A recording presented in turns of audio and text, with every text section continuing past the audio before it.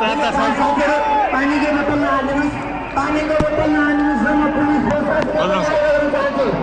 हाम्रो आन्दोलन शान्तिपूर्ण हो। मैले साथीहरू पानीको बोतल नहाल्नुहोस्, पानीको बोतल ढुङ्गामा नगर्नुहोस्। मैले सबै आग्रह गरेँ, मैले हाम्रो शान्तिपूर्ण आन्दोलन हो। हिन्दू राष्ट्र कायम गर, हिन्दू राष्ट्र कायम गर, संघीयता खारेज गर, संघीयता खारेज गर। जनता हिन्दू देश कायम गर, हिन्दू देश कायम गर, भ्रष्टाचारीलाई सफल गर। मैले फेरि आग्रह गरेँ, हाम्रो शान्तिपूर्ण आन्दोलन हो। अगाडि सिनियर नेताहरू हुनुहुन्छ, म पुलिस प्रशासनलाई शान्तिपूर्ण रूपमा यो आन्दोलन अगाडि बढाइदिनुको लागि म फेरि आग्रह गर्न चाहन्छु।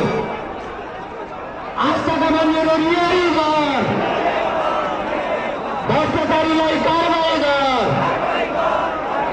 भ्रष्टाचारीलाई कारबाही गर। टोल टोलमा हल्ला छ, टोल टोलमा हल्ला छ। संघीयता खारेज गर, संघीयता खारेज गर, हिन्दू देश कायम गर। मैले फेरि पनि आग्रह गरेँ, हाम्रो आन्दोलन शान्तिपूर्ण आन्दोलन हो।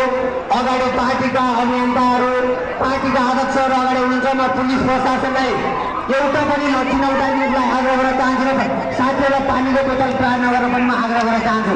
हामी अगाडि बढ्ने हो, शान्तिपूर्ण रूपमा हामी अगाडि बढ्ने हो। हिन्दू देश कायम गर, हिन्दू देश कायम गर, राष्ट्र जिन्दाबाद। मैले फेरि पनि आग्रह गरेँ, साथीहरूलाई पछाडिबाट पानीको बोतल नफाल्नुहोस् र पुलिस प्रशासनलाई एउटा पनि लाठी प्रयोग नगर्नको लागि मैले फेरि आग्रह गरेँ।